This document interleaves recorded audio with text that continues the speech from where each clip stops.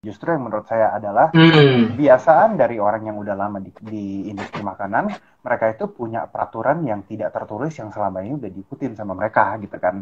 Nah, sedangkan kalau misalkan kita, Contohnya, brother. contohnya lah ya, struktur organisasi di kitchen gitu ya, selalu harus berentetannya harus sama, selalu harus ada head chef, ada sous chef atau teman-teman mereka, terus per divisi ada namanya chef de partie atau kepala bagian, di bawahnya lagi baru ada demi chef, baru ada cook leader dan cook dan steward gitu. Nah, sedangkan di kita, kalau misalkan semua F&B harus bangun begitu, kapan dan bagaimana cara kita bisa punya 100 outlet, 500 outlet, atau 1000 outlet gitu.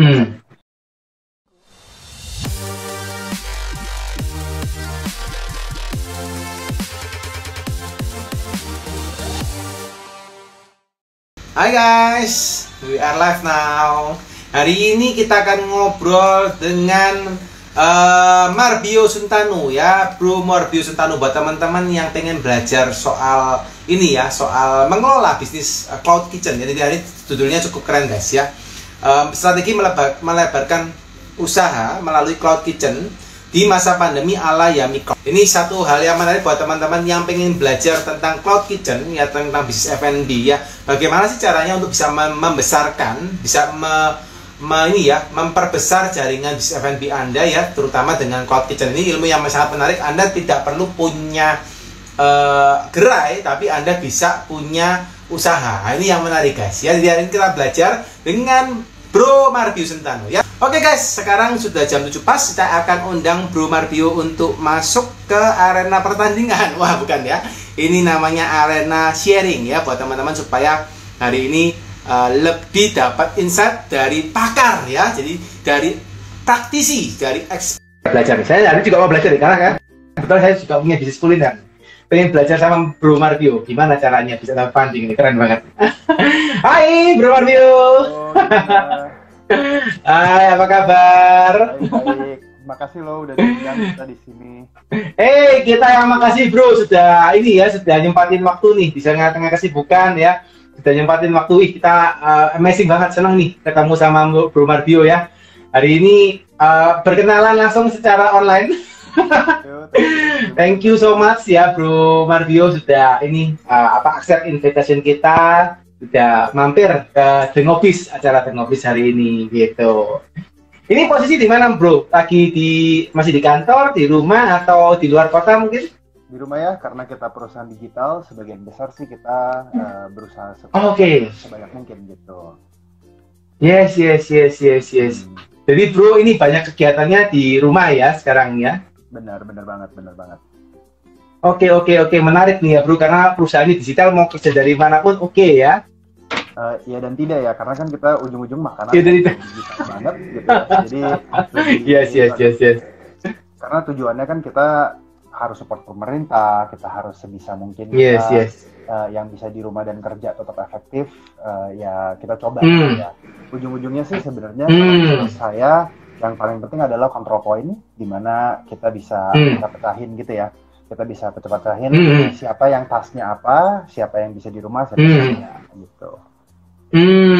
Oke, bisa diatur-atur gitu ya Bro ya. Benar banget. Nice. Ini pastinya teman-teman hari ini pengen belajar banyak nih belajar. Karena topiknya hari ini strategi melebarkan usaha melalui cloud kitchen. Wah, ini keren banget ya di masa pandemi ala Yummy Cloud ya. Tapi sebelum kita ngobrol soal strateginya brother, kita pengen sekali brother mendengarkan cerita dari Bro Mario gitu ya. Kalau orang biasanya lihat suksesnya aja gitu ya, lihatnya akhirnya aja, lihatnya enaknya saja gitu. Tapi kita pengen belajar brother. Mungkin teman-teman sini juga pengen belajar, karena sebagian dari teman-teman yang hari nonton mungkin hari ini masih istilahnya merangkak gitu ya, masih mungkin mereka masih barusan mulai gitu ya, atau mungkin sekarang malah ini masa-masa struggling ya brother, karena mungkin kena pandemi gitu ya, atau mungkin kena apa, akhirnya mereka juga akhirnya nggak bisa surviving lagi turun naik di semangatnya. Nah mungkin Bro boleh cerita nggak Bro kisah hidupnya sampai sekarang bisa bangun Yummy Cloud dan kawan-kawan grup besar ini seperti apa Bro, kalau boleh ceritakan Bro? Boleh. Nah mungkin cepat aja tapi ya, karena I think saya mau Siap, bahas siap. lebih banyak tentang Yami Corp gitu ya. Siap. Jadi halo semua, saya Marbius Suntanu, saya adalah co-founder dari Yami Corp. Saya lebih menangani sisi komersil dari bisnisnya ini sendiri gitu ya. Nah, Yami Corp banyak dari kita kenalnya sebagai Yami Kitchen, sebagai cloud kitchen, tapi sebenarnya kita bukan perusahaan cloud kitchen. Kita adalah perusahaan solusi makanan yang menawarkan jasa dan solusi untuk problem yang ada gitu ya sebenarnya ya. I think banyak kali orang lebih dengar ke cloud kitchen-nya, tapi sebelum cloud kitchen kita mulainya di 2019, kita perusahaannya udah mulai di 2016. Jadi 3 tahun itu kita bukan perusahaan cloud kitchen. Mungkin itu yang saya bisa ceritakan sedikit. Kalau tentang saya, ya ini bukan bisnis pertama saya. Jadi udah banyak banget yang kita pelajari dari. Saya bukan dari industri makanan dan teman-teman co-founder kita juga sebenarnya banyak kan bukan dari bisnis makanan. Karena itu, pemikirannya kita dan aplikasi strategi kita lebih banyak bercampur gitu. Justru yang menurut saya adalah kebiasaan dari orang yang udah lama di industri makanan, mereka itu punya peraturan yang tidak tertulis yang selama ini udah diikutin sama mereka gitu kan. Nah, sedangkan contohnya brother. Contohnya lah ya, struktur organisasi di kitchen gitu ya, selalu harus berentetannya harus sama, selalu harus ada head chef, ada sous chef atau mereka. Terus per divisi ada namanya chef de partie atau kepala bagian, di bawahnya lagi baru ada demi chef, baru ada cook leader dan cook dan steward gitu. Nah, sedangkan di kita kalau misalkan semua F&B harus bangun begitu, kapan dan bagaimana cara kita bisa punya 100 outlet, 500 outlet atau 1000 outlet gitu. Otomatis akan mahal banget nih. Nah, akhirnya kita dari berbagai industri, saya dari hotel dan saya dari transportasi laut. Sebenarnya sebelumnya co-founder saya ada yang dari teknologi, ada yang dari venture capital, ada yang dari catering sebelumnya gitu ya. Ada yang professional CFO yang sekarang menjadi co-founder. Nah, jadi partner-partner kita yang datang dari industri berbeda berpikir bersama untuk mencari solusi yang baik, yang tidak yang ada, kalau kita boleh ngomong out of the box kali ya gitu. Oke. Jadi dari berbagai macam latar belakang ngumpul jadi satu brother ya. Itu gimana bro? Kan kalau dari latar belakang itu kan juga bukan hal yang gampang ya bro. Ini kisahnya gimana tuh bro? Benar banget. Jadi co-founder kita beruntung banget. Sebagian besar dari co-founder kita adalah CEO dari perusahaan sebelumnya. Jadi CEO berkumpul, ya udahlah kita bagaimana cari kasar ngomong, kita singkirkan ego kita, nggak usah ada yang peduli dengan title. Ya kita cari jawaban terbaik untuk semua orang gitu sih. Menurut saya apakah susah untuk menggabungkan? Sebenarnya kan enggak kan. Kita kan mencari, kita identifikasi masalah dan bagaimana mencari jawaban terbaik untuk masalah itu. Kalau misalkan mereka adalah pemikiran yang sehat dan baik, sebenarnya kan mereka sudah bisa berpikir dengan cara dan experience mereka dari sebelumnya, gitu kali menurut saya ya. Yes. Jadi pertama kali bentuk itu berarti tahun 2000 berapa nih bro? 2000. Untuk pertama kali bentuk 2016 ya brother ya. Jadi 2016 itu istilahnya kayak Avenger-nya ngumpul itu ya brother ya 2016 baru di konsep dan kawan-kawan sampai ketemu konsepnya cloud kitchen ini gimana ceritanya brother? Jadi sebenarnya perjalanan kita, kalau kita cerita perjalanan tentang Yami Corp ya, jadi kita itu sebenarnya mulainya dengan cara pastinya adalah market study dan cari market solution gitu ya, itu yang pertama. Dan kita itu sebenarnya bermulai dari catering, tapi catering service dan benar. Di 2016 kita adalah catering service dengan sistem facility management untuk kantor-kantor dan gedung besar sebenarnya. Jadi kalau orang biasanya catering itu pun kasar ngomong bawa truk, bawa makanan dan masak di kitchen mereka untuk servis, kita tidak. Kita malah terbalik. Kita masuk ke satu lokasi dan di lokasi itu kita bangun tim, kita menjadi konsultan untuk mereka. apa sih yang mereka perlu, demografiknya itu apa aja, apakah 50 orang dari daerah luar, 50 orang millennials gitu ya, contoh.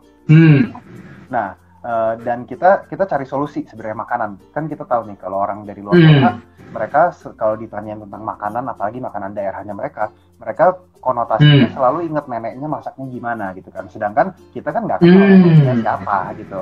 Dan gimana. Jadi kita seringkali cari solusi tengah adalah makanan bersih modern gitu. Nah, sedangkan kalau anak-anak yang millennials ini, kalau makanan solusi modern itu kan mereka kenal dan mereka itu lebih paham artinya hidup sehat dan caranya hidup sehat. Karena itu makanannya itu harus yang kayak micinnya kayak satu kantong gitu pada saat masak. Yes. Dan kita tawarkan solusi yang berbeda dengan cara, kalau orang tua misalkan maunya, bukan tua lah ya, orang Skandinavia maunya makanan yang ada sop. Jadi kita kasih makanannya pada salah satu klien utama kita adalah Geraha Unilever yang ada di BSD itu. Yes. Jadi kita meng-manage lantai dasarnya mereka, semua tentang fasilitas makanan mereka. Kita tawarkan 4 jenis makanan. Yang pertama adalah makanan Indonesia yang sehat, gitu. Yang kedua adalah sup, bisa jadi soto, bisa jadi sop, gitu ya. Yang ketiga adalah sandwich dan makanan sehat seperti salad. Yang keempat adalah makanan Asia atau makanan Western. Nah, itu yang pertama. Tapi kalau cuma makanan lunch doang, nggak mungkin karena mindsetnya kita adalah kita kerja bisa 8-10 hari di satu hari. Karena itu kerjaan itu 8-10 jam gitu ya, brother ya? 8-10 jam di satu hari. Karena itu sebenarnya kita punya hidup profesional adalah bagian yang sangat besar daripada kita punya hidupan harian.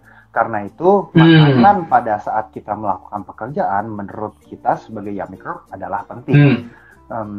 Apalagi kita kalau lagi stres carinya apa sih, supaya jajan lah, minum yang segar gitu ya, kopi dan lain-lain. Benar. Bagaimana kita bisa mengkombinasikan si visinya kita dengan makanan yang sesuai di dalam kantor dengan harga yang pas. Kalau semuanya harus dibawa dari luar, otomatis mahal. Tapi kalau semuanya bisa diproduksi di dalam gedung itu sendiri, otomatis kemungkinan besar bisa jadi murah gitu. Setelah itu, buat gedung Unilever juga kita rapiin konsep sih. Karena mereka adalah perusahaan akademik yang besar, mereka sebenarnya kan juga udah punya di brandnya mereka sendiri. Karena itu ya kita siapkan aja gitu sih.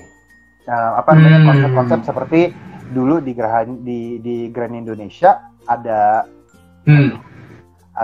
Magnum Cafe, kita bikin Magnum Cafe miniatur. Di Buah Vita mereka ada konsep juice box, kita bikinin konsep yang makanan yang sehat dan salad dan lain-lain. Kalau misalkan di Sariwangi kita ada bikin konsep tehnya kita pecah menjadi teh aur, dari teh aurnya kita bisa bikin blend, dan dari blendnya itu sendiri kita bikin menjadi boba, jadi wedang, jadi dan lain-lain begitu. Oke. Jadi bro ini pertama kali masuknya dari catering ya bro, dan ini cukup menarik ya, maksudnya karena bro waktu catering berarti bro masaknya itu di tempat daripada customernya bro. Benar. Kita masuknya sebagai tempat, tapi kita juga udah punya central kitchen. Central kitchen kita juga udah standarnya HACCP atau sebenarnya udah kualitas seperti airlines sama rumah sakit atau offshore gitu ya. Nah, jadi memang standar kita udah mengejar standar di itu karena kita sadar tidak ada solusi makanan yang sebenarnya dicari ini. Apa yang kita kerjakan itu dicari sama perusahaan-perusahaan besar karena mereka maunya punya standar yang tinggi, tapi tidak terlalu banyak yang dikerjakan karena mahal dan sulit gitu. Oke. Menarik nih. Bro, penasaran nih bro. Ini mohon maaf bro, saya gali lebih dalam ya bro ya. Apa bro maksudnya gini, ketika bro punya satu tempat gitu ya untuk production gitu ya, and then di tempatnya si klien gitu ya, apa enggak bro sampai sempat terpikir atau mungkin bahkan pernah terjadi bahwa kliennya akhirnya mengambil atau mengakuisisi bisnis yang bro taruh di tempatnya mereka bro? Karena kan itu sangat gampang ya, karena mereka di tempatnya mereka juga gitu. Nggak gampang ya, karena kan timnya semua punya kita. IP atau intellectual property-nya punya kita, yang bikin menunya juga kita, gitu kan. Jadi kalau misalkan mereka mau kasar ngomong take over dan jalanin sendiri, sebenarnya lebih repot. Padahal kalau misalkan mereka kerja sama-sama kita, mereka hanya perlu ngobrol dengan satu orang, which is manajer di outlet kita dan tim dari manajemen kita, contoh gitu ya. Nah, kalau mereka mau ngurusin sendiri, artinya kan mereka harus ngurus. Kalau kita ngomong karyawan di Unilever, contoh 40 hampir 50 orang gitu dengan shift yang berbeda-beda. Otomatis kan mereka harus mengurus 50 orang, bukan mengurus satu orang gitu kan. Jadi malah jadi solusi, malah jadi repot gitu. Oh, oke. Berarti kalau perlu sempat sampaikan bahwa 50 sampai 60 orang itu berarti levelnya lebih ke arah maksudnya yang sudah staff gitu ya di dalam perkantoran ya, bukan yang maksudnya kita makannya misalnya mohon maaf nih misalnya dalam di pabrik itu bukan seperti itu berarti ya untuk yang target marketnya berarti kita di dalam kantor gitu ya, kantornya Unilever di dalam kantor ya, sekitar 1.200 sampai 1.500 orang per hari yang datang. Nah, jadi otomatis itu yang kita serve untuk mereka. Jadi kita serving untuk Unilever, untuk Wings, untuk American Embassy Indonesia sekitar 1.000 orang. Untuk sekarang kita juga untuk jalanin untuk Huawei, untuk Blibli, untuk JDID, untuk keren gitu ya. Lumayan sekarang. Nah, kita asalnya mulai dari catering sebenarnya. Tapi tapi kita akhirnya grow lebih dari itu. Di tahun 2018 kita launching, kita punya aplikasi handphone namanya Yummy Box. Sekarang kita ini sudah kita selesaikan karena kita sadar di tahun 2019 pada saat COVID ini bukan bisnis yang cocok, karena itu we stopped it gitu. Di tahun 2019 kita mulai kalau kitchen pertama kita. Nah, kalau kita ngomongin kitchen sebenarnya kita yang pertama di Indonesia definitely, karena pada saat itu di internasional pun baru ada satu namanya cloudkitchen.com by Travis Kalanick, ex-co-founder dari Uber itu sendiri gitu. Nah, tapi konsepnya mereka berbeda. Konsepnya mereka adalah cloud kitchen rental, punya akuisisi tanah, akuisisi lokasi, dipotong kecil-kecil dan disewakan keluar. Sedangkan kita sadar kalau di Indonesia terlalu banyak orang yang bukan bank lah ya, banyak keluarga konglomerat yang sebenarnya uangnya unlimited. Jadi jadi kita agak decided untuk jangan arah ke sana gitu. Yes. Jadi mulai switching akhirnya brother ya. Benar. Terus akhirnya di 3 bulan yang lalu kita baru launching satu produk lagi namanya Yummy Shop. Nah, Yummy Shop ini tujuannya sebenarnya kita menggabungkan, banyak orang di F&B itu menginvestasikan promosi dan marketing sebagai dua hal yang berbeda. Di mana mereka melakukan promosi dari aplikasi delivery itu sendiri, tapi mereka juga melakukan marketing dengan KOL, dengan brand ambassador di sosial media mereka. Nah, artinya kan sebenarnya mahal banget nih, udah harus bayar social media endorser gitu ya. Ya benar, harus bayar endorser, tapi mereka di waktu yang sama juga mereka harus bayar lagi untuk promosi dengan diskon 20-50% gitu kan. Nah, apa yang kita lakukan adalah kita mengganti link yang biasanya ada di kalian punya profile, supaya pada saat diklik itu bisa langsung masuk ke menjadi menu yang tinggal diklik dan bisa self checkout gitu. Otomatis kita menggabungkan yang tadinya promosi yang harus dibayarkan dengan 50% sekarang ditiadakan, malah bisa order menjadi bisa mengaktifkan kalian punya social media menjadi self checkout store gitu ya, atau independent store. Oh, oke. Maksudnya bro kerjasama sama kayak micro influencer gitu untuk mengganti kayak mereka ada link yang bisa diklik oleh temennya gitu maksudnya, atau gimana bro? Enggak sih, jadi di setiap satu usaha punya atau brand dia, anggap bro Dedi punya brand Dedi ayam geprek Dedi gitu ya misalkan ya. Nah, yes. Di kalian punya social media akan ditaruh link yang bisa sekali klik untuk melihat kalian punya lokasi di mana, kalau mau order WA gimana. Tapi ada juga link untuk pada saat kalian klik itu bisa masuk ke satu halaman yang menunjukkan menunya kalian, udah seperti order dari delivery platform Gojek, Grab, atau Shopee Food atau Traveloka Eats aja gitu. Cuman dari social medianya kalian langsung bisa di check out. Oh, oke. Itu maksudnya dari Yummy Cook yang membuatkan ya, brother ya. Jadi bro yang ceritakan yang satu produk barunya Yummy Shop tadi itu. Benar. Jadi dengan berupa link sebenarnya yang tinggal kalian punya social media.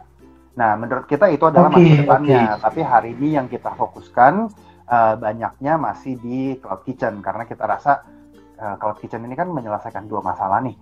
Masalah yang pertama adalah sebenarnya investment, karena kalau misalkan mau punya uang untuk punya budget untuk buka 3, belum tentu punya 10, belum tentu punya 100, atau belum tentu punya 1000. Itu yang pertama. Yang kedua adalah standarisasi manusia sebenarnya kan agak sulit nih, gitu ya.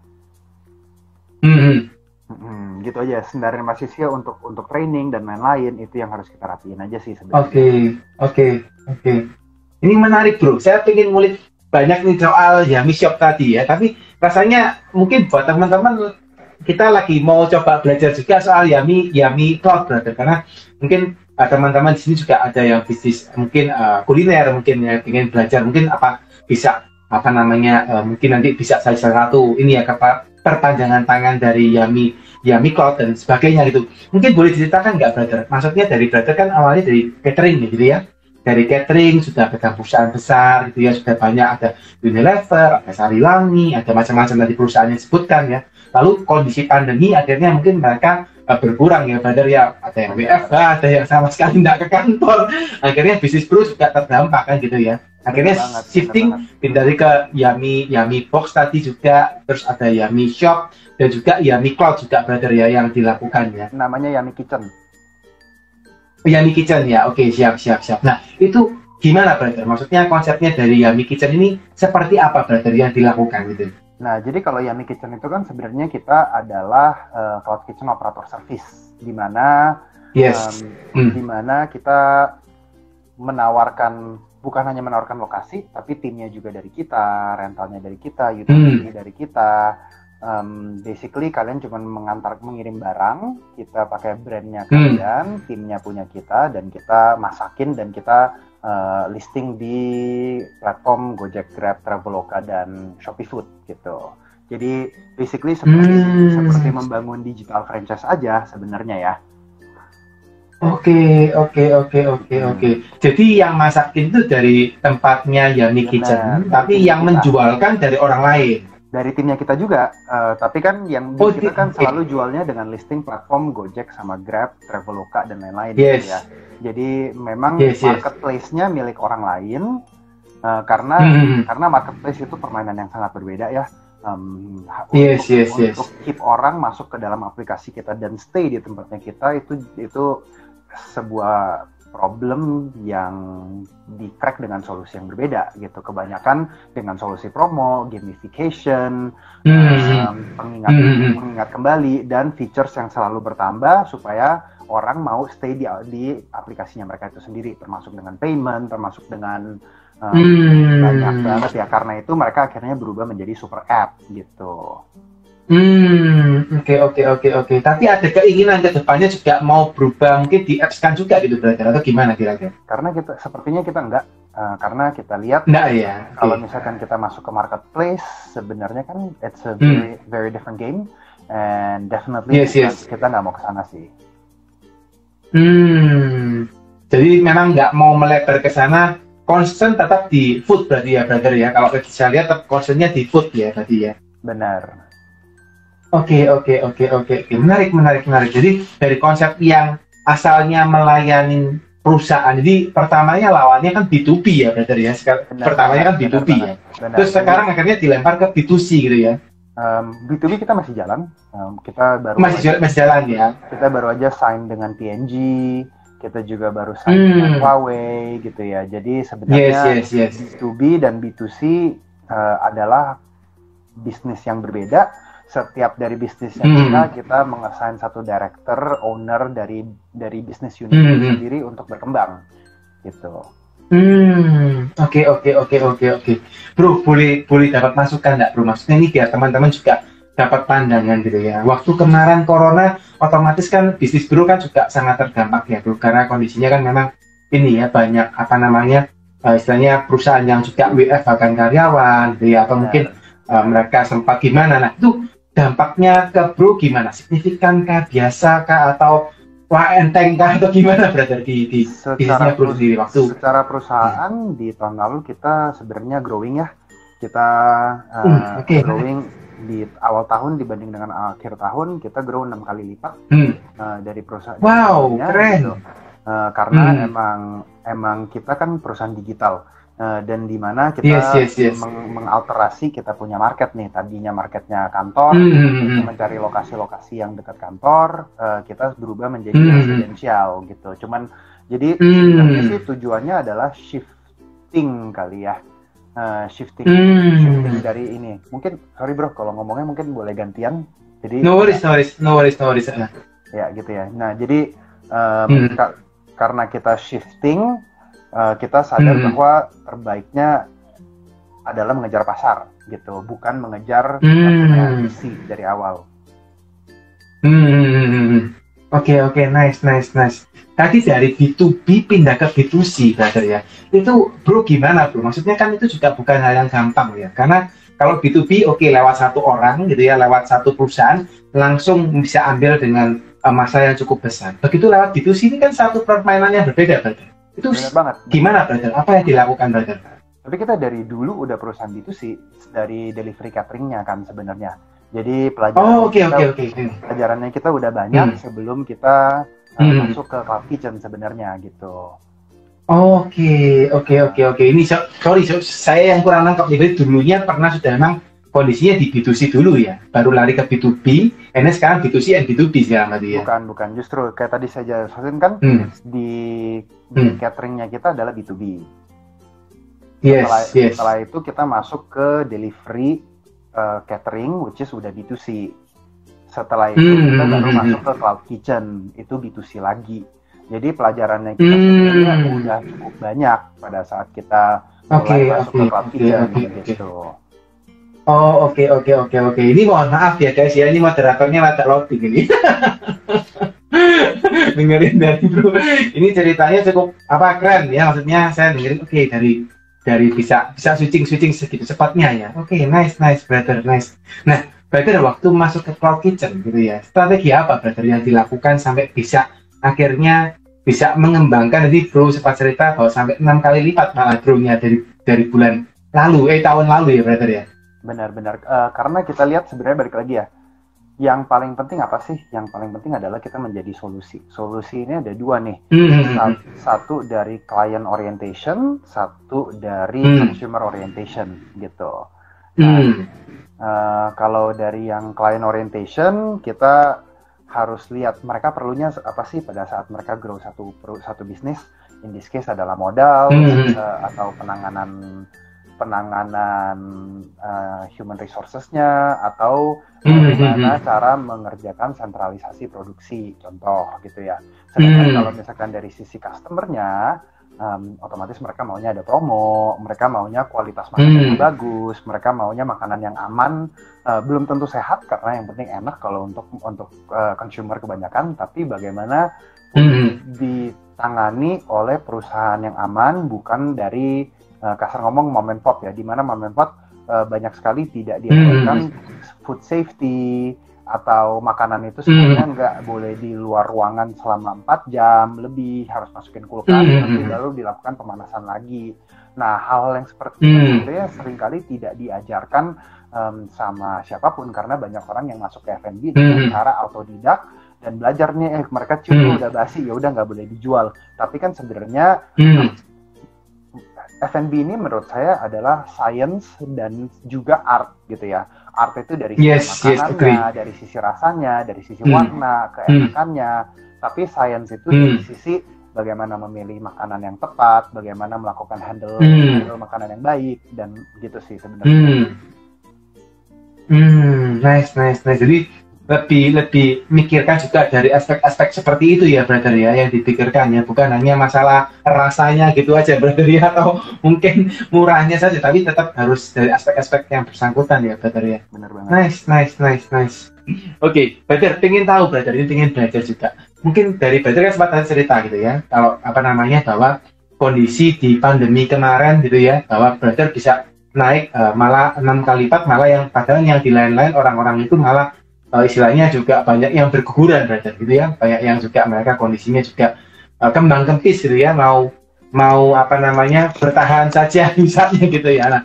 Nah mungkin apa namanya ini brother, apa ada brother strategi-strategi yang dilakukan kan, terutama kalau misalnya berkembang itu kan porsinya cuma ada mungkin beberapa ini ya brother ya, maksudnya beberapa hal yang mungkin yang mungkin yang pertama kan bisa istilahnya mengakuisisi customer, memperbesar pasar customernya brother, atau mungkin memperbanyak basket daripada setiap customer gitu. Tapi kalau 6 kali lipat kan saya rasa mungkin pasti mengakuisisi customernya lebih banyak brother ya. Itu gimana brother? Maksudnya benar. Jadi maksudnya dilakukan apa brother? Menurut saya sih cara mengembangkan satu usaha F&B kan sebenarnya banyak. Yang pertama adalah adalah buka lokasi lebih banyak. Yang kedua adalah memiliki brand lebih banyak atau brand partner lebih banyak. Yang ketiga adalah kayak tadi ya, bikin promo, memiliki kalender festif gitu ya. 1 tahun ke depan kita mau punya program apa aja, dan memiliki inisiatif-inisiatif yang berbeda gitu. Jadi dengan kombinasi dari banyak, dengan kerjasama dengan perusahaan-perusahaan lain, kita kombinasikan pada saat itu, kombinasikan dengan B2B, dengan B2C, penjualannya otomatis akan lebih baik dengan lokasi-lokasi yang tepat. Seperti tadi ya, tadinya orientasinya di kantor, sekarang kita orientasinya ada di residensial gitu. Yes. Jadi bro memperbesar juga lokasi daripada kitchen tadi ya kondisinya ya. Benar. Number of kitchen sama space untuk memuat satu lokasi bisa muat berapa brand gitu. Oh, jadi satu lokasi bisa beberapa brand yang langsung masuk ke sana gitu ya. Benar. Oke. Jadi kalau seperti ini berarti maksudnya kalau di Yummy Kitchen sendiri itu tidak membuka maksudnya franchise secara ini brother ya, secara apa namanya literally seperti kan misalnya kita lihat ke Baba Raffi misalnya, itu kan dia buat franchise secara kontainer. Tapi kalau di Yummy enggak lakukan seperti itu brother, atau seperti apa mungkin? Kita bukan perusahaan franchise, jadi semua kita hari ini punya 80 outlet, kita 30 dalam pembangunan, tapi kita punya budget untuk 200 outlet ke depan gitu ya. Nah, jadi semua outlet kita yang jalankan. Karena kita sadar kalau misalkan dijalankan ke orang lain, biasanya standarnya akan berbeda-beda nih. Karena orang satu dengan orang kedua dengan orang ketiga sebenarnya berbeda-beda kualitasnya atau level penjagaan atau prosesnya. Jadi kita lebih prefer kita yang mengurus dari buka sampai day to day work-nya juga kita gitu. Oke, nice. 80 outlet dan soon masih sekitar 200 outlet ya brother ya. Ini satu hal yang menarik ya brother ya. Oke bro, penasaran nih bro, ini kalau maksudnya buat teman-teman juga salah satu hal yang sulit gitu ya, maksudnya nggak tahu mungkin bagi mereka sulit, bagi bro gampang gitu ya. Ini kan kalau kita ngomong kitchen brother gitu ya, itu kan juga tadi bro sempat sampaikan bahwa pasti juga berhubungan dengan chef gitu ya, atau mungkin minimal sebagai koki gitu ya kalau misalnya kita punya resep dan kawan-kawan gitu ya, atau yang production gitu ya. And then how you manage about the people brother in your company? Definitely struktural ya, itu yang pertama, dengan SOP, dengan punishment dan reward, bagaimana cara mereka bila melakukan hal yang baik kita kasih reward, bila ada barang kehilangan atau packaging control contoh dan sistem-sistem seperti itu sih, dengan layers of system kita bisa mengontrol di lapangan. Apakah setiap outlet kita punya chef? Sebenarnya tidak, tapi dengan cara mengsentralisasi makanan, misalkan menunya sudah dimarinasi atau sudah di par fry atau setengah goreng, pada saat nyampe di outlet dalam keadaan beku, kita tinggal goreng ulang lagi, tambahin saus, berangkat contoh gitu ya. Jadi kita mengeliminasi sistem sistem high touch, contoh seperti si Starbucks deh gitu ya sebenarnya ya. Yes. Jadi satu orang bisa mengerjakan semuanya, mulai dari cashiering, mulai dari pegang makanan assembly, atau mulai dari bersih-bersih gitu ya. Jadi mereka juga punya career growth, mulai dari bawah, tapi sampai mereka nyampe ke atas, mereka bisa menjadi area manager. Pada saat mereka menjadi area manager, mereka bisa menjadi kita namanya central ops, di mana mereka tidak keliling lagi, tapi mereka yang udah ngerti tricks dan cara orang mengontrol di lapangan, mereka menjadi desentralisasi. Kita punya satu ruangan, semuanya isinya TV, dan udah orang-orang cuma nontonin CCTV doang, sama melihat report penjualan secara live itu seperti apa sih. Kasirnya juga kita udah tidak taruh di outletnya kita sendiri, kasirnya itu punya central command, menerima orderan, bisa lihat cek stoknya kurang lebih ada apa enggak. Terus kita di outlet itu cuma dapat printed dan keluar, oh ya udah ini bisa langsung diproduksi untuk dijual gitu. Keren. Wih, sampai sedetail itu brother ya, berarti yang sudah dilakukan ya. Jadi mulai systemizing-nya sudah by software, by tools juga gitu brothers ya. Iya, benar banget. Iya, ini keren banget nih. Jadi waktu jalan gitu ibaratnya kan semuanya sudah autopilot ya brother ya. Jalan semua by system dan kawan-kawan gitu. Apa masih perlu orang HR brother atau sudah by system semua, by tool semua gitu waktu di lapangan? Tetap perlu ya, karena kan ujung-ujungnya pada orang yang memasak kan tetap manusia, itu yang pertama. Yes. Mungkin suatu hari kita bisa masuk robotic arms, tapi hari ini kita belum punya budget dan kita belum arah ke sana sih sebenarnya ya. Karena satu dan lain hal, menurut kita kondisinya belum ready untuk masuk ke robotic arms. Tapi apakah kita perlu HR? Pada saat setiap kali kita berkembang untuk membuka lokasi yang baru, kita memerlukan orang yang baru, otomatis kita akan perlu HR. Oke. Penasaran brother. Ini kalau saya ini mau brother, kalau datanya gini saya nanya rada dalam brother ya.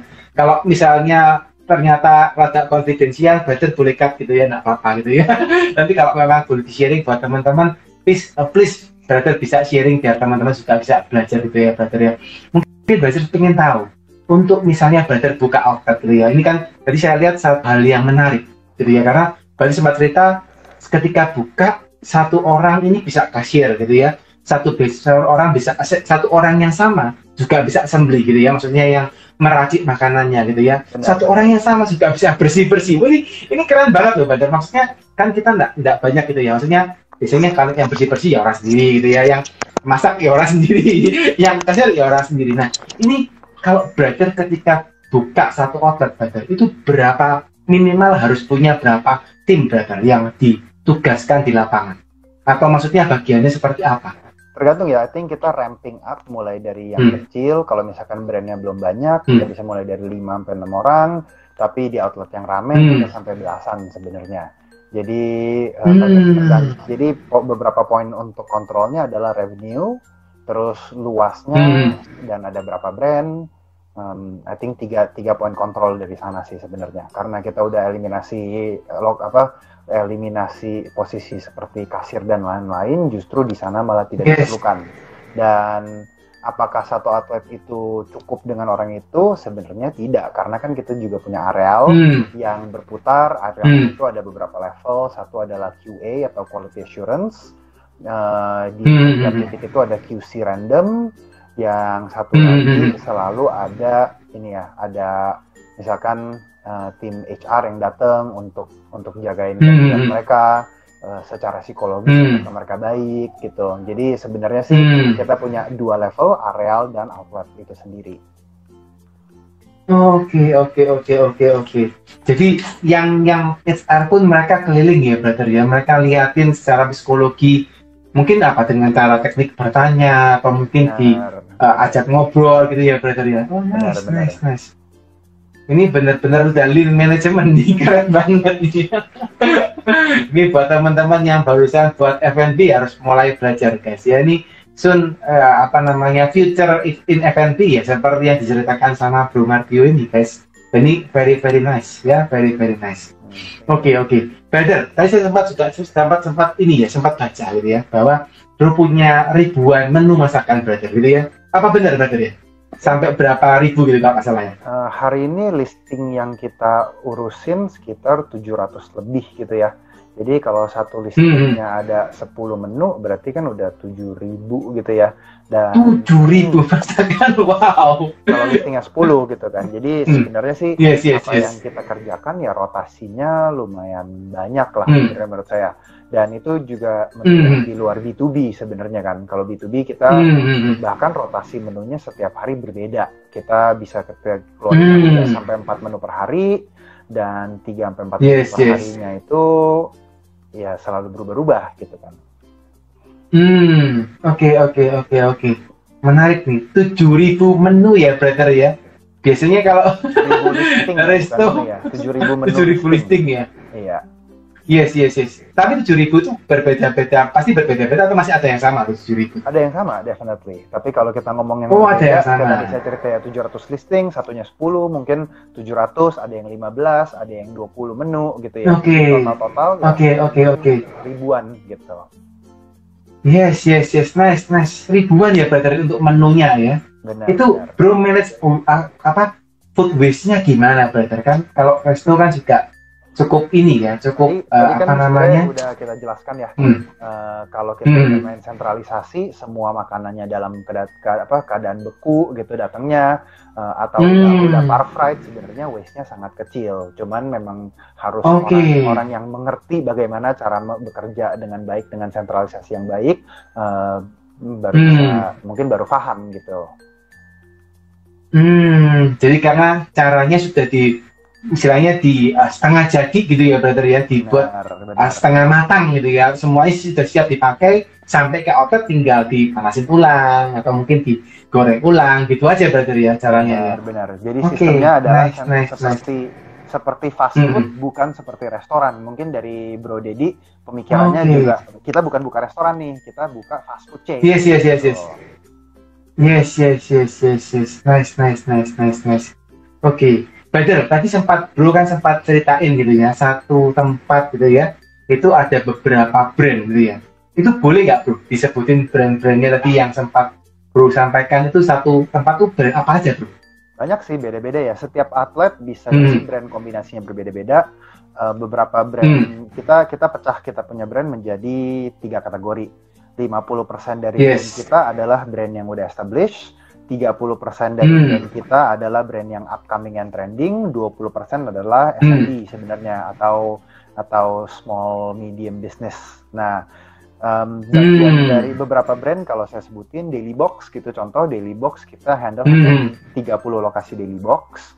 Terus Ponat Donat juga banyak, level international brand seperti Kyochon, beberapa Ismaya brand juga di tempatnya kita. Terus kalau kita ngomong coffee, ada beberapa yang kayak seperti Forestry, terus Nikan, atau apa ya, terlalu banyak sih ya, saya juga sering bingung karena kita total lebih dari 60 brand yang udah join di dalam Yummy punya sistem gitu sih. Oke. Jadi termasuk Nikan pun itu juga Bro yang tanganin ya untuk ini ya, sistemnya ya. Benar. Oke. Nice. Jadi banyak yang memang akhirnya brand-brand itu malah dibawa undernya ini Yummy. Keren. Bukan under Yummy sih ya. Jadi kita sebagai perpanjangan tangan untuk operasinya mereka. Tapi brand kepemilikan mereka, kita tidak memiliki ownership. Kita membantu mereka untuk finishing kitchen dan jual listing di Gojek, Grab, Traveloka, dan Shopee Food aja gitu. Oh, tapi operasional masih tetap Bro yang tanganin atau sudah dilempar ke mereka? Operasional tetap kita yang ngurusin gitu. Oke. Jadi yang punya brand mereka, yang jual franchise mereka, terus Bro yang maksudnya yang operasional D2D-nya Bro yang urus gitu ya? Benar. Kayak baru-baru ini kita baru launching Ayam Pusaka Abadi gitu ya. Ayam Pusaka. Grupnya Kodoni ya? Benar. Nah, jadi dari Yes. kita akan buka kedepannya 18 lokasi digital franchise-nya si Ayam Pusbat, sedangkan Doni juga akan ngurusin sekitar 30 in total bersama dengan kita punya, contoh gitu. Oh, oke. Jadi bro, waktu buka itu ceritanya belum tentu full itu dikelola oleh Yami. Bisa separuh-separuh dikelola oleh misalnya dari ini ya. Lokasi kita selalu punya kita, bro. Oh, oke. Tapi kalau di lokasi lain boleh mereka buka sendiri. Ya karena brandnya milik mereka gitu kan. Oh, oke. Nice. Bro, kalau di live ini boleh nggak bro di sharing? Maksudnya gimana sih sistem kerjanya, misalnya teman-teman yang lihat hari ini ya gitu ya, pengen kerja sama Yami gitu, mereka punya brand, and then mereka mau, aku tolong dong misalnya diurusin seperti misalnya ikan atau ayam pusaka abadi tempatnya Kodoni ya, itu kira-kira gimana bro, maksudnya yang dilakukan seperti apa bro, atau apa sistem kerja samanya seperti apa nih? Ya, revenue sharing aja sih sebenarnya ya, revenue sharing. Tergantung kompleksiti dari kalian punya masakan gitu ya. Kalau mudah banget ya otomatis revenue sharingnya lebih rendah.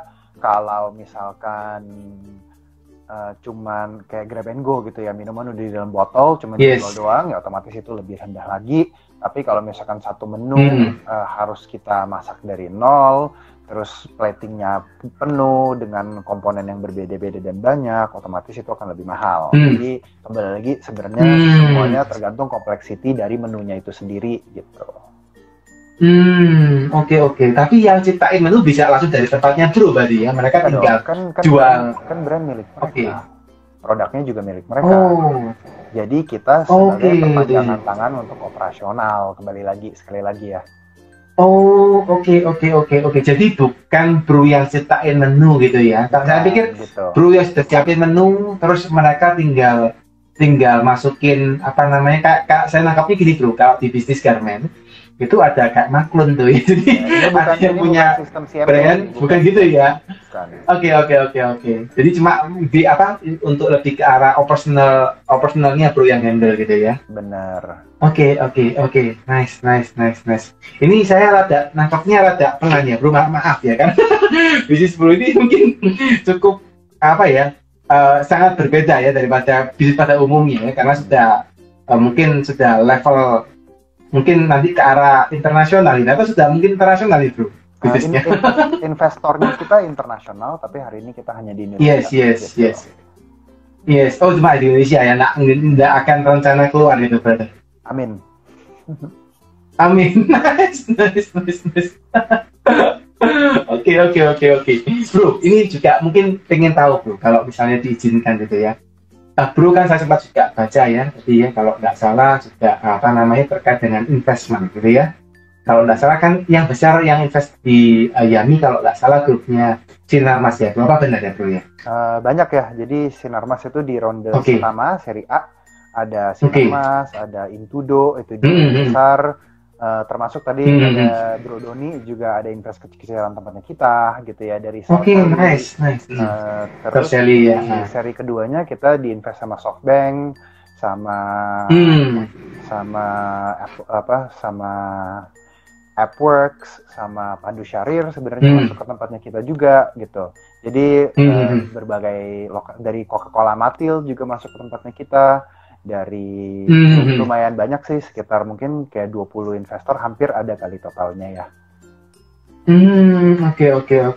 Itu gimana brother? Kalau misalnya ini buat teman-teman juga belajar gitu ya, maksudnya ketika diinvest oleh investor itu apa brother yang dirasakan, apa yang diharapkan, atau tekanan apa brother yang dirasakan ketika mendapatkan investasi yang jumlahnya cukup besar dari luar brother? Definitely. Sebenarnya sih menurut saya perusahaan bisa diinvestasi itu kan sebuah journey ya, bukan berarti kita ciptakan satu usaha dengan tujuan diinvestasi, sebenarnya nggak pernah boleh begitu. Kita pada saat menciptakan satu bisnis itu kan menjadi solusi dari problem yang ada di dunia gitu kan. Nah pada saat problemnya kita harus ngerti dulu pada saat kita ngomong investasi, pre-series itu apa, Series A itu apa, Series B itu apa, C dan D itu apa gitu kan. Nah, kalau kita memiliki series, pada saat kita memiliki ide, nah kita berani masukin berapa duit untuk merealisasi idenya kita, itu yang pertama. Yang kedua adalah pada saat kita punya ide sudah sedikit terrealisasi, kita udah harus mikirin, ini series A nih ya berarti ya. Kita udah harus berpikir bagaimana cara kita membuktikan teori yang tadinya terlihat untuk berkembang menjadi lebih besar gitu kan.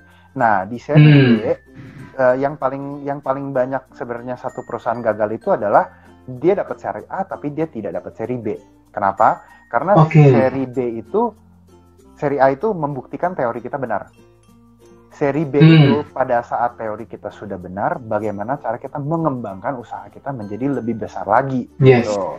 Nah, jadi pada saat kita nyampe seri B, ya tujuannya adalah pengembangan, udah bukan proving teori lagi, gitu menurut saya ya. Nah, di seri C dan seri D ya sama, seperti bagaimana cara go nationwide, terus bagaimana cara national. Nah, itu adalah stage dari investment yang berbeda-beda sebenarnya. Oke. Jadi di seri B itu sudah mulai lagi kepada ngembangin gitu ya. Benar. Seri C lebih lagi go nasional or go internasional yang Bro sampaikan tadi ya. Benar. Oke. Kalau di Yami sendiri sekarang sudah sampai ke seri apa brother sampai sekarang? Kita udah di seri B dan ya kita baru ada penambahan sih sebenarnya dari BRI Venture untuk penutupan seri B-nya kita gitu. Oke. Jadi habis B nanti melangkah lagi ke C nih brother ya. Amin. Sekali lagi amin. Keren ini. Ini bisa jadi salah satu unicorn di versi FNB nih brother ya. Amin. Sekali lagi. Keren. Ini buat teman-teman pastinya ini satu ilmu yang luar biasa ya guys, diceritakan sama Bro Marbio ya, banyak hal yang diceritain mulai gimana awalnya sampai bisa akhirnya bisa ini ya, surviving, bisa didanain dan kawan-kawan. Ini teman-teman kalau misalnya ada pertanyaan, teman-teman silakan gunakan kolom question ya. Jadi di sebelah kanan ada question, kalau teman-teman mau tanya, tidak akan saya sampaikan ke ini Mario ya, saya sampaikan. Oke, brother, menindaklanjutin brother tadi, saya suka ingin tahu nih brother. Brother kalau tidak salah buka usaha ya, ini kan juga ada, kalau tidak salah dukungan dari saudara brother ya. Benar ya brother ya, atau apa? Bareng sama kakak dan adik saya malah sebenarnya ya sekarang. Bareng kakak sama adiknya Bro gitu ya. Jadi bertiga ini saudara semua. Atau ada co-founder lagi yang dari luar brother selain banyak kakak sama adiknya Bro? Banyak banget. Ini bukan bisnis. Kayak tadi saya ceritain ya. Tadi ada yang dari catering background, ada yang dari background, ada yang dari venture capital, ada yang CFO gitu kan. Kalau saya sebutin semuanya saudara, berarti kan keluarga saya besar sekali tuh. Nah, tapi kan bukan gitu ya. Iya. Oke, Bro, ini kalau saya ngomong sebagai Marbio brother ya, bukan sebagai Yami gitu ya. Siapa sih Bro orang yang sampai hari ini sangat berpengaruh terhadap Bro sampai bisa surviving sampai sekarang? Menurut saya timnya kita ya yang utama, karena kalau tanpa mereka kita hari ini nggak ada di sini. Banyak banget orang yang kerja, kasar ngomong ya, kerja mati-matian gitu ya, termasuk partner-partner, termasuk timnya kita. Dan karena itu kita selalu berpikir bagaimana cara mengapresiasi orang yang invest di waktunya mereka dan invest di effortnya kita untuk bantu kita berkembang. Kita selalu memantau dan melihat individu terbaik yang sistemnya kita kan sebenarnya seperti Google dan Facebook, di mana kalau misalnya mereka they're doing really well, kita punya namanya ESOP sebenarnya, employee stock option. Jadi mereka bisa menjadi partner dan menjadi pemilik dari Yami Corp pada saat mereka melakukan hal yang baik di dalam perusahaannya kita. Dan hari ini kita udah punya lebih dari hampir 30 kali ya, hampir 30 individual yang udah memiliki ESOP-nya Yami Corp gitu. Oke, nice. Jadi kalau yang sudah gitu sampai diberikan ini ya Bro, opsi saham gitu ya dari Yami ya. Betul. Nice. Wah keren nih gitu ya. Itu diaktekan dari atau dalam perjanjian lisan gitu atau tertulis aja gitu terus diaktekan juga. Tertulis enggak. Jadi mungkin dari sana kita harus ngerti legalitasnya. Pada saat memberikan stock option tidak ada yang diaktekan memang. Peraturannya adalah mereka memiliki hak untuk membeli saham secara tertulis, secara legal dan dilegalisir oleh company, tapi bukan diaktekan, karena diaktekan itu pada saat kita memiliki investasi ke dalam si perusahaannya itu sendiri gitu. Oke, nice.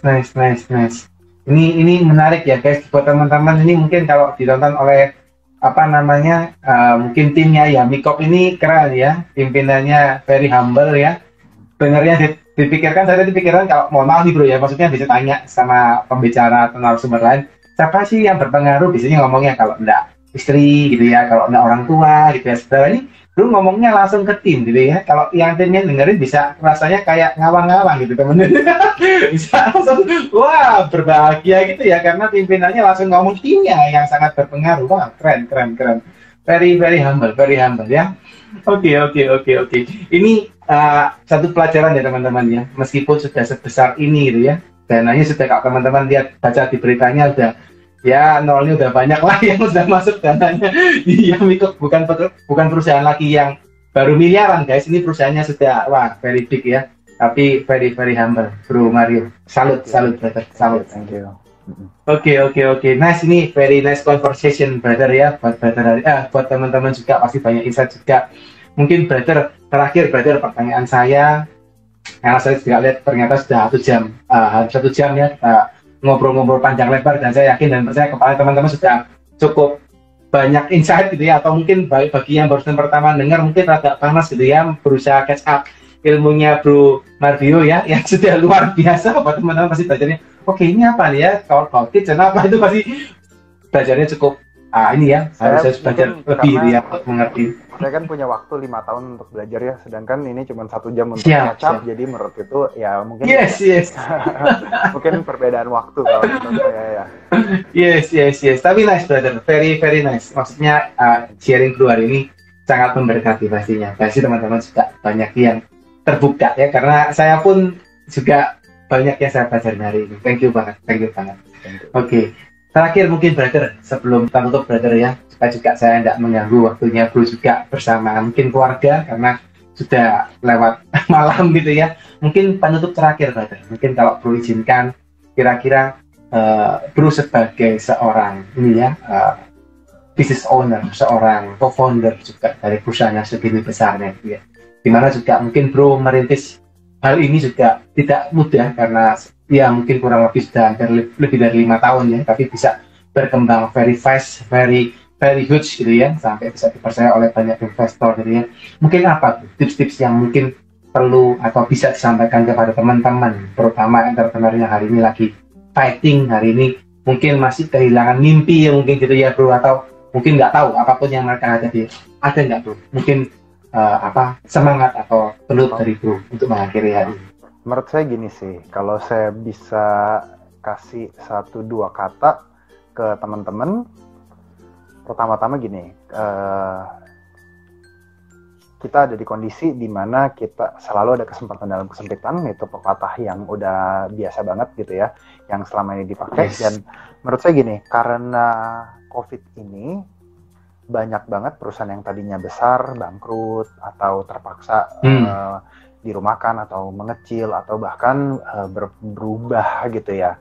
Nah, jadi kepada yang belum memiliki perusahaan atau entrepreneur baru, menurut saya ini adalah kesempatan karena kita kena reset button nih, dimana pada saat kita ini mulai dari start, semua orang mulai dari nol kasar ngomongnya. Ada yang jadi satu kesempatan dimana kalau kita bisa larinya cepat, atau kita lebih lincah, atau kita lebih serius gitu ya, atau kita lebih berdedikasi, menurut saya itu adalah momen dimana kita bisa jadi the next big thing. Itu yang pertama. Kepada teman-teman yang udah punya usaha di kondisi pandemi ini, menurut saya justru kita harus berani bergerak, jangan tinggal diam saja. Kita harus lihat opportunity seperti apa, jangan takut susah karena kondisi aja udah susah nih gitu. Jadi jangan takut susah lagi menurut saya gitu. Jadi mungkin cari jawaban yang baik untuk solusi yang baik dengan market penetrasi yang berbeda. Orang kan tetap ada. Kalau yang konsumsi bisnis kita atau makanan usaha kita adalah orangnya masih ada. Tapi kita harus berpikir di mana cari pasar, di mana cari orang itu. Kalau kepada bisnis-bisnis yang justru B2B banget gitu ya. Apakah kita bisa konversi ke B2C, apakah kita bisa lirik negara lain, apakah kita bisa lirik kota-kota lain yang sedang berkembang yang bukan hanya di Jakarta, contoh gitu ya. Apakah kita bisa mengepakkan usaha kita dengan sistem kemitraan atau franchise. Nah, menurut saya itu dengan pemikiran yang berbeda, dengan kita harus mencari solusi terbaik untuk kondisi kita hari ini. Yes. Itu nice, dari saya. Nice. Jempol 4 bro. Luar biasa ya buat teman-teman, yakin dan percaya hari ini pasti dapat berkat ya dari apa yang disampaikan oleh Bro Mardhio ya. Teman-teman yang merasa terberkati boleh dong dikasih jempolnya, dikasih like-nya biar Bro Mardhio juga ini ya tahu bahwa apa yang Bro Mardhio sampaikan kepada teman-teman juga bisa sampai bisa juga menjadi inspirasi buat teman-teman gitu ya. Oke, sekali lagi thank you brother buat kesempatannya hari ini sharing dengan kami ya di The Ngobis. Very insightful ya. Thank you so much brother. Thank you so much buat teman-teman juga. Jangan lupa follow Mardhio, follow Yummy Corp ya supaya juga bisa tahu ya perkembangan dari Yummy Corp ya. Oke, thank you so much brother. Thank you. Semoga terima kasih. berkati ya. Selamat buat keluarga brother. Thank you. Bye bye.